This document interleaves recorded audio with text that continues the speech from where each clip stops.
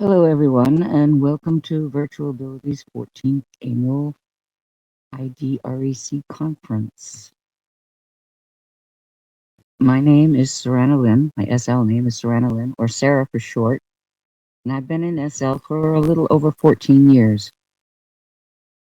In real life, I live in my own home in Maine, a disabled retiree with hypermobile Ehlers-Danlos syndrome, ankylosing spondylitis, PTSD, depression, anxiety, and am recovering from a brain injury from a bad car accident. When I'm not taking care of my house, my dogs, doing physical therapy, or going to doctor's appointments, I volunteer, take online courses, paint, read, practice music, and drive friends to get groceries or to their appointments. In SL, I participate in church activities, running a prayer group, Bible study groups, and organizing church services. I also like going to both DJ'd and live classical and jazz music programs and exploring nature sims.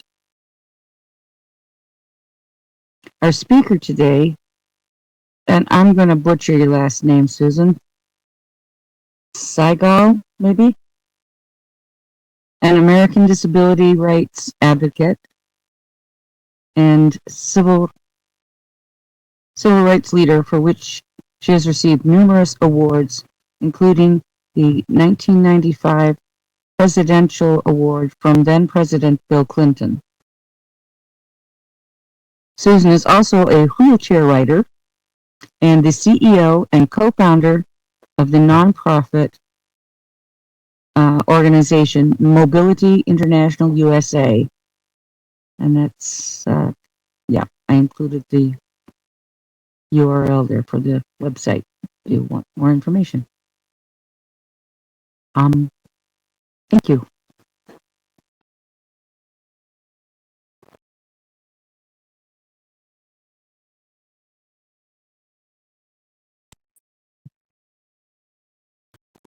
Okay, great. Well, hi, everybody. My name is Susan Sygall, as you just heard, and I'm so thrilled to be here. This is my first time at this conference. I'm very honored to be asked.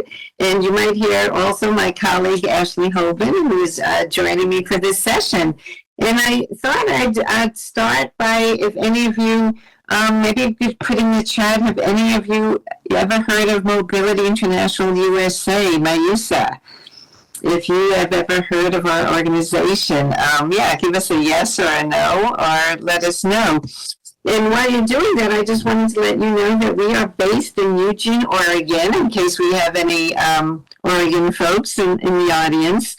And our mission is to encourage international educational exchange and international development. And it's through these two ways that we are promoting the human rights of people with disabilities from throughout the world.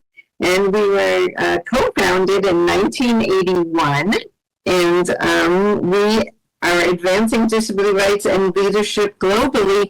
And we have done many, many exchanges, and we now have over 2,600 alumni in over 135 countries. So I wanted to tell you a little bit about my story. Is that I was studying at the University of California, Berkeley, and as was mentioned in the introduction, I am a proud wheelchair rider.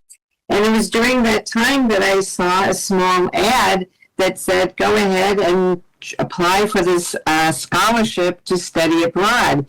And I went ahead and I applied, and I received a Rotary scholarship, and I was able to study in Australia for 1 year. And that included all expenses paid. One of my voc rehab counselors got me a golf cart, so I was able to go up and down the hilly campus with my wheelchair. During the break, I hitchhiked to New Zealand for 6 weeks in my wheelchair, and basically had the time of my life. So it was quite amazing, but I kept asking myself the same question. I kept saying, why aren't there more people with disabilities having this amazing experience? People with all types of disabilities. Why aren't there more people with disabilities having the chance to study abroad?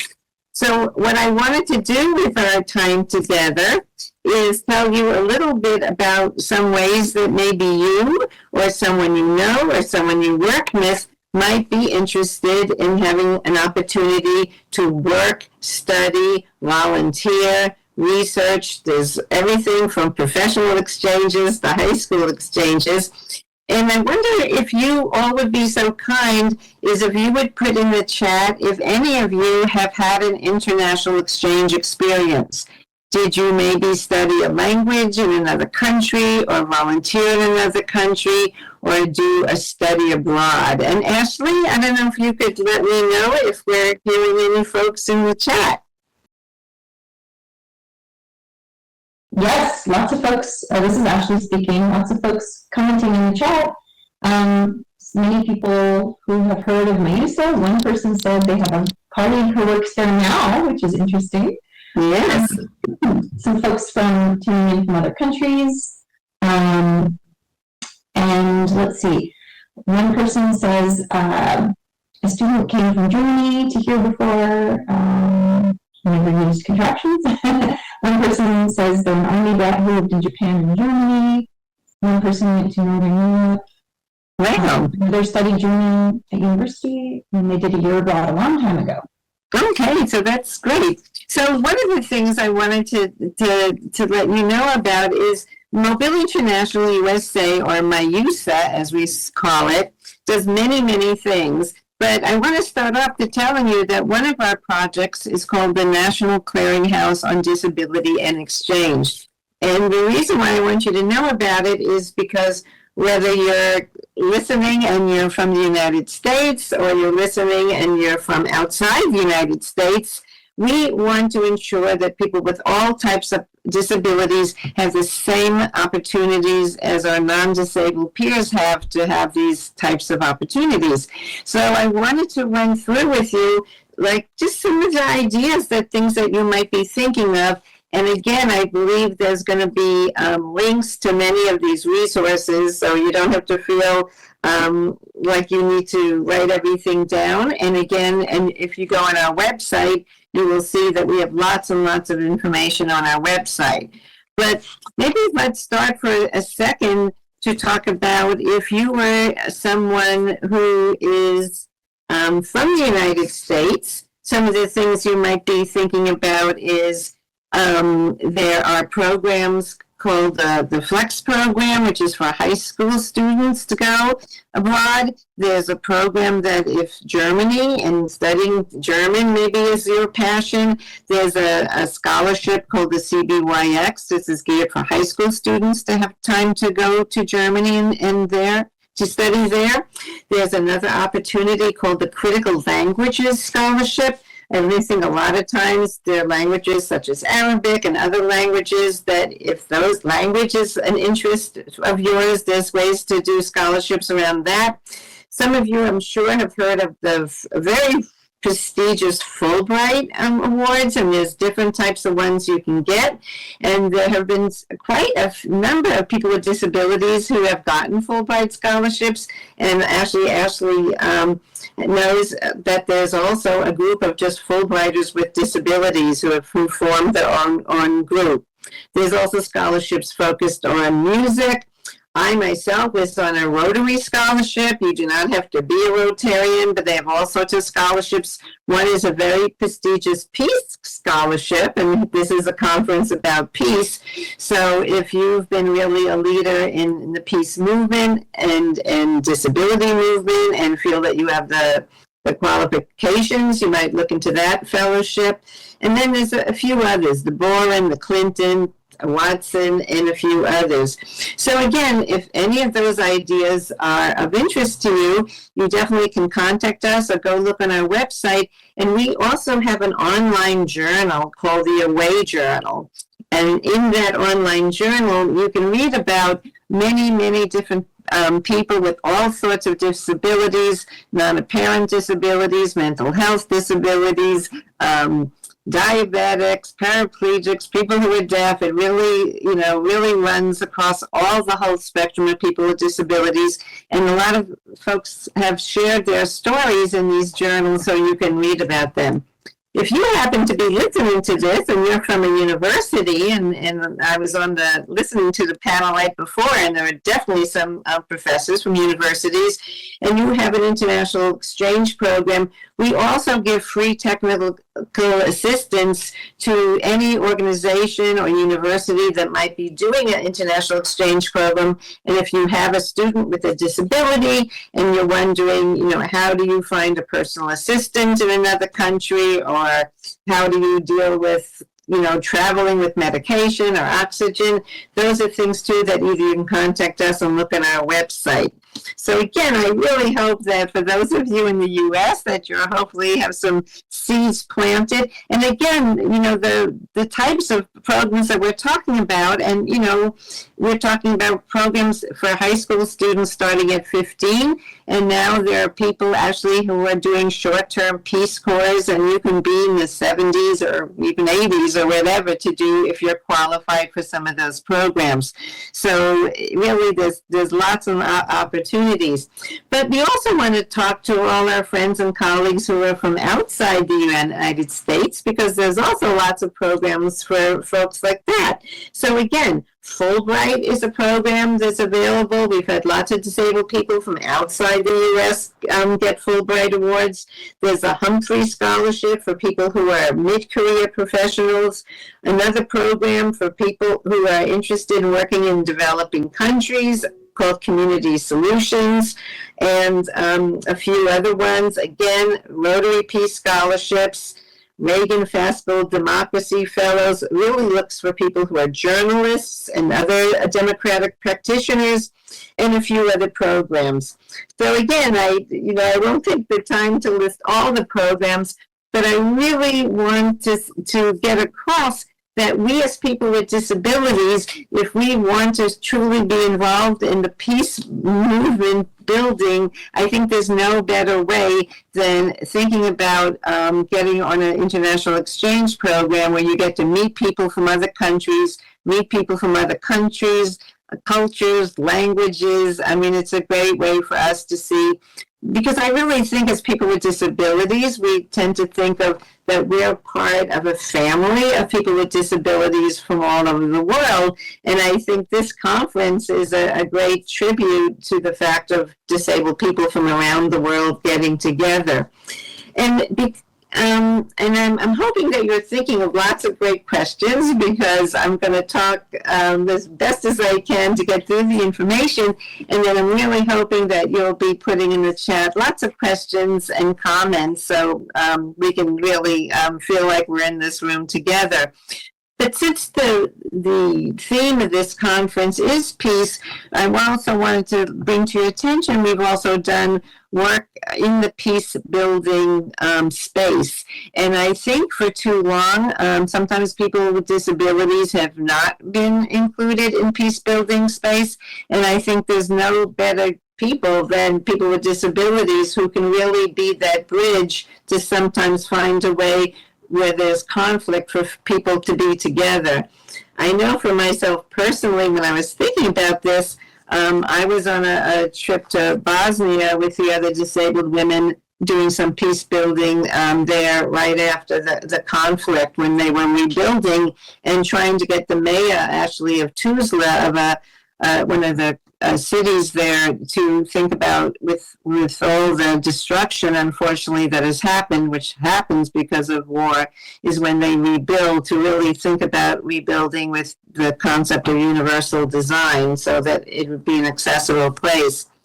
So we did some consulting with the U.S. Institute of Peace. I know that's been in the news in the United States a bit, but we also brought in our alumni, because we've also done exchanges with people with disabilities from all over the world, which is how we have alumni in 135 countries. And we had some of our women who had been on our leadership exchange talked about the work that they did while they were from Haiti. Another woman who was deaf talked about the work that she did in South Sudan. And basically, again, trying to ensure how important it is for disabled people, and especially disabled women, to be in the forefront of the peace-building process. I want to tell you a little bit more about one of our other programs that we're known for, and some of you might be familiar with it, and it's called WILD, and that's the Women's Institute of Leadership and Disability. And that program came from when we had about 250 women who attended the Beijing conference many years ago. And disabled women said, we want a space that we can be together and share information and strategies so that disabled women around the world can get their rightful place as leaders. And so since 1997, we've had these, quote, WILD programs where we bring disabled women from mostly from the global south, but mostly right now we've had women from 91 countries attend our WILD program. And it's a 3-week, very intense program. And we only do it every few years. And unfortunately, we get several hundred applications. And unfortunately, we only select about 20 or 30. But I have a feeling that in the future, we're going to be doing some different versions of this program and may have some more opportunities to join this program online, a different kind of WILD program that might be virtual. So the best way, if you're interested in these kinds of programs, is to be sure to subscribe to our newsletter, our electronic newsletter called Global Impact. And I'm sure Ashley will be put it in the chat, or if it's not already on one of the slides, how to get on make sure that you're subscribed to our newsletter. And so then when these opportunities come, and I'd love to hear if any of you who are listening have heard of our WILD program, or if you yourself are a woman with a disability who's really interested in this whole idea of leadership for disabled women. During these WILD workshops, we talk a lot about policy and legislation. We talk a lot about health, but we usually don't just talk about things, we do things. Like, so we have self-defense, so we learn how to use our wheelchairs or canes or crutches, to do self-defense techniques. We do a lot about talking about reproductive health. We've had a lot of projects around the world where we're working with disabled women to prevent violence against women. We have several videos on our YouTube station about the work that we've done on that. So again, the mantra for our WILD program is loud, proud, and passionate. And I don't know if you can make my avatar out there look like she's being loud, proud, and passionate. But basically, it's really a way of affirming how disabled women, how we can be proud of who we are, but also take our rightful place as leaders. Many of our WILD women have gone on to be parliamentarians and senators and have gotten to great leadership positions. So that's a great program.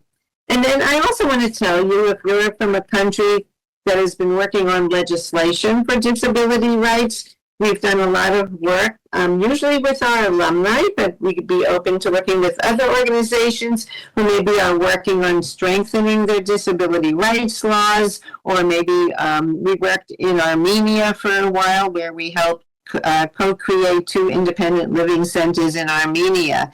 And again, we do a lot of consulting for organizations. We do a lot of work with, again, helping people with policy and legislation, and basically are just available to bring disabled people and non-disabled allies together to really, as we say in our mission, advance disability rights and leadership globally. So I know when I was asked to present, they said, how much time do you want? And I said, 30 minutes, but I can see that it'd be so easy to go on.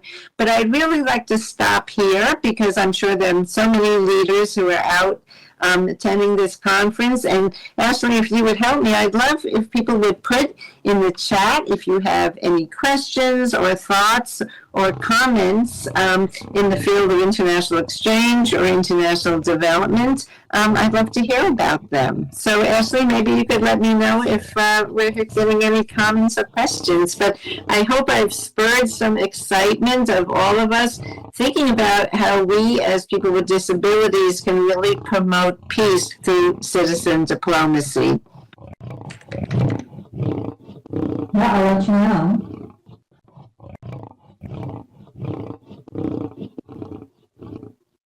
People are typing. All right, yes, and if you just want to say hello from where you are in the world, I say we have alumni in 135 countries and our wild women in 91 countries, so love to hear who's out there, where you're from, and anything you might be saying. All right, a question came in from Eco. I advocate for people with disabilities to run for elected office, and I have. Would your organization help with that?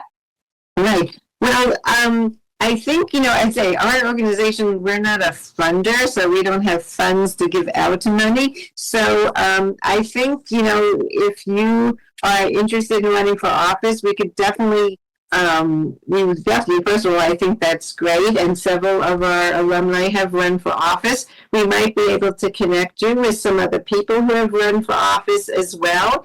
And we do know that there's one country, one organization called IFES, and I'm sure Ashley could put that in the chat, that has done a lot of work with only maybe sometimes supporting disabled people who are thinking about running for office, but another important thing, ensuring that polling places are accessible and the work that needs to go into ensuring that disabled people have the opportunity to vote. So thank you for your comment and thank you for what you're doing in the world. I think that's really important that more people run for office with disabilities. Thank you. And there's a comment from the YouTube live stream of someone who says they love the name Wild. Oh, good. Yes. Well, I think actually, Ashley will help me do this. There's this really amazing video I think that we made when about 43 of our quote wild women came together, and we put together a song that's actually on YouTube. I think if you look for Loud, Proud, and Passionate on YouTube, Loud, Proud, and Passionate music video on YouTube, you'll see a lot of wild women singing in Spanish and Arabic and sign language a bit, and you'll really get a feel for that vibrant energy that wild programs have. So thank you for making a comment about the name. And maybe Ashley could put the link to that video in as well. Okay, other folks comment, have you thought of ever going on an international exchange? Unfortunately, I do know that a lot of people with disabilities, I've heard unfortunate stories of sometimes maybe they thought, oh, I'd like to join Peace Corps, or I'd like to get this scholarship, and maybe someone said, well, I don't know if you can do that. And, we've had people who are quadriplegic who volunteered in Paraguay, and maybe if you can't take the regular buses, they got stipends to take taxis. But we really believe that there's lots of ways of meeting the criteria, and if you are able to meet the criteria, then we'd love to encourage you to think about having an international experience.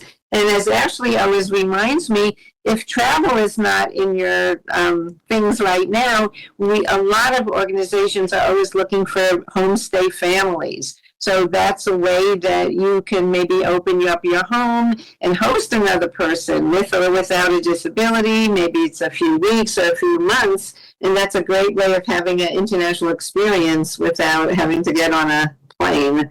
So, that's another possibility of things to do. And Ashley, any other folks?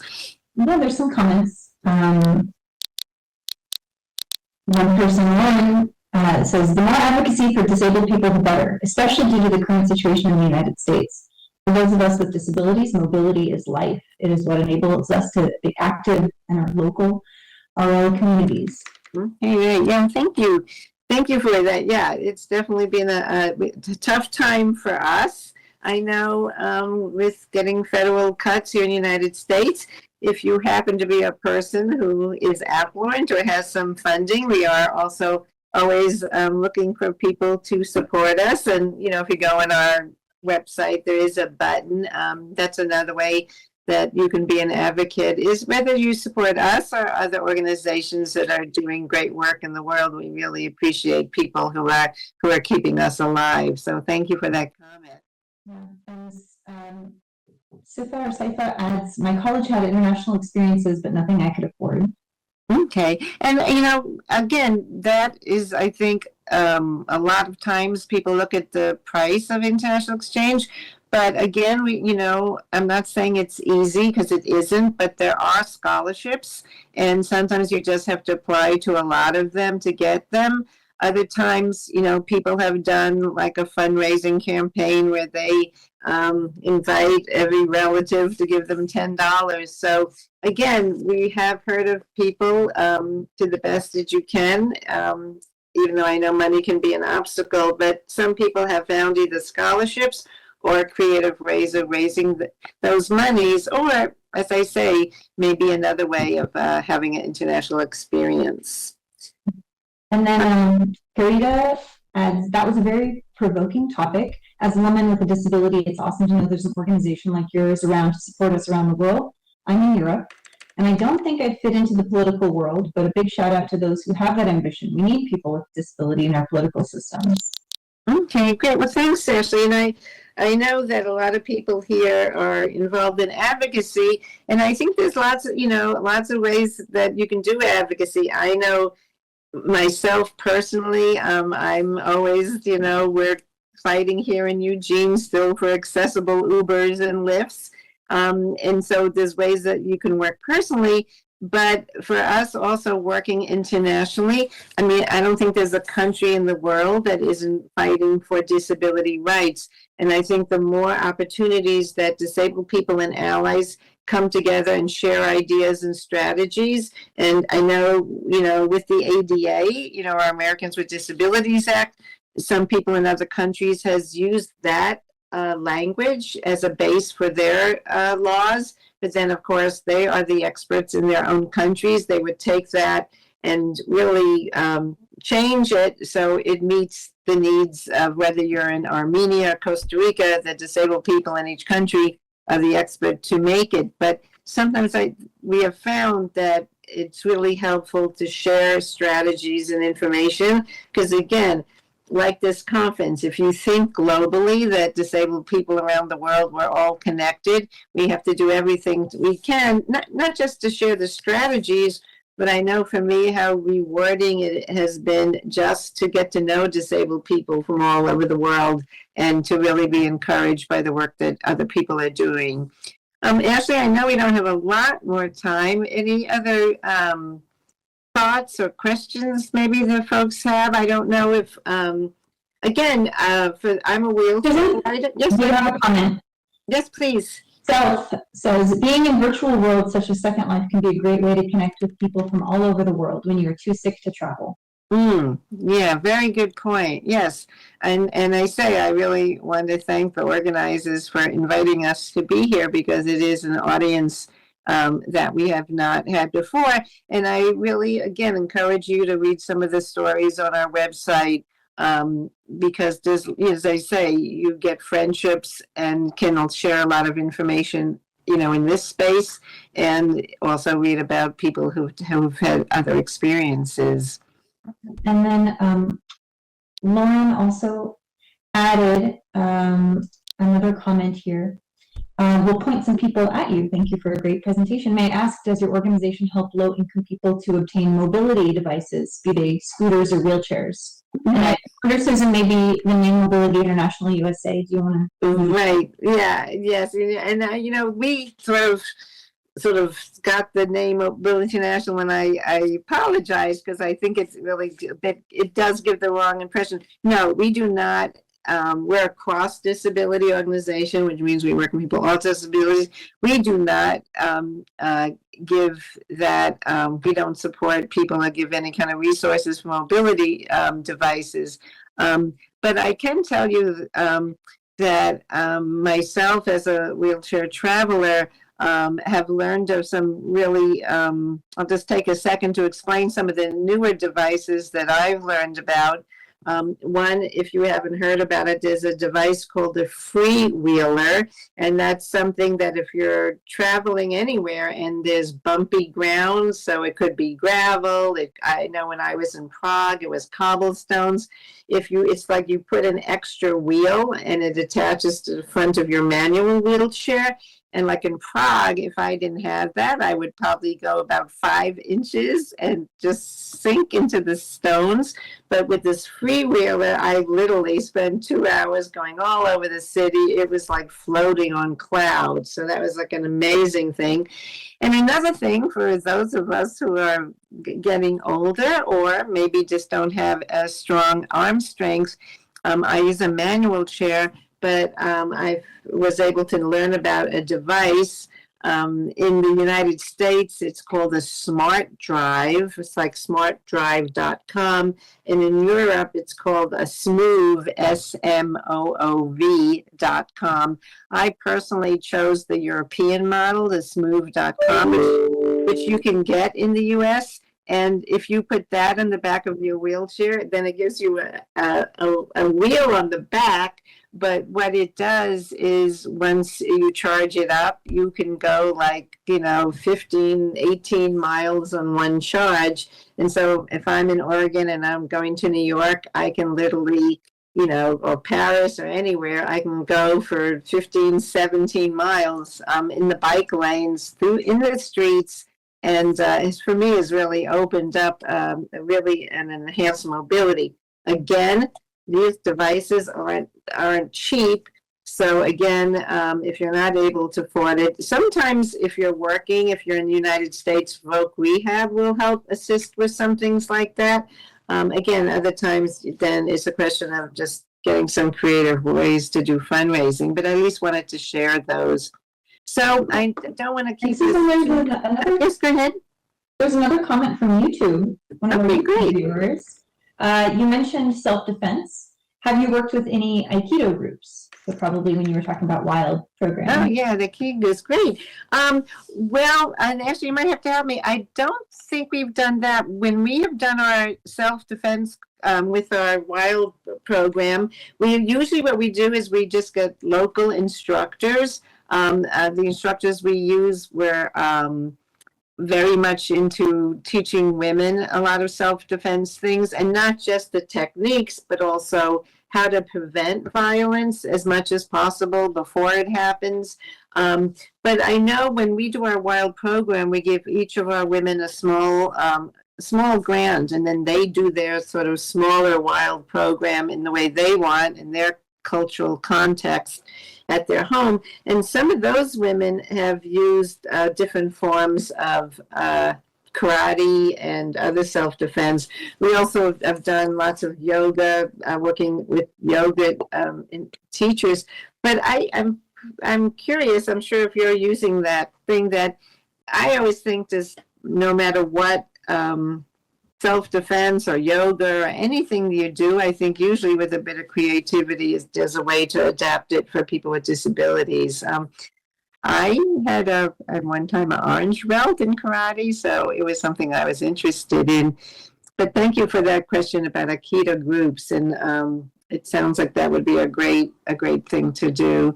So Ashley, if there's going to give a few closing comments, unless you think there's any other burning question. But of course, you can still contact us through our website. Again, we really encourage you to look at we have hundreds of tip sheets on our website and stories. We have a YouTube station. But if thinking globally is something that you're passionate about, and the idea of international exchange is, whether it's for you or somebody else, we really hope that you'll spread the word. Again, we don't have money resources, but we do have information that we do want to share. Ashley, any last comments or words? There may be something I left out that I should have included? I'm going to just referring to the slide on how to be an ambassador for international. Okay. Did you want to reiterate any? Yeah, maybe actually you want to say one or two words about that a little bit? You talked about promoting NCDE's resources, but encouraging other disabled people to pursue international exchange. So if, as you're looking through these international exchange opportunities, hopefully you see some for which you're eligible, which is great. But if you, see any that might be a good fit for other disabled people, help get the word out to your community of people with disabilities. And if you are one of those people who has done international exchange, finding ways to share that story with the broader community. Yeah, that's great. That's really important. Thank you for sharing that. Well, I know there's lots of other amazing speakers and presentations. Again, I really want to just thank, I know this is all run by volunteers, just thank everybody who's put, I'm sure, millions of hours into making this conference. And again, no matter what you do, we hope that you will continue to really bring more peace, because God knows the world needs more peace activists, and anything that you can do to help us increase the number of people with disabilities in all types of exchange programs, we really appreciate. And we really appreciate all the work that each of you are doing in your own ways to make this a better world. So with that, I will say thank you so very, very, very much. And I think we will conclude with that. And thank you, everybody who were behind the scenes making this possible.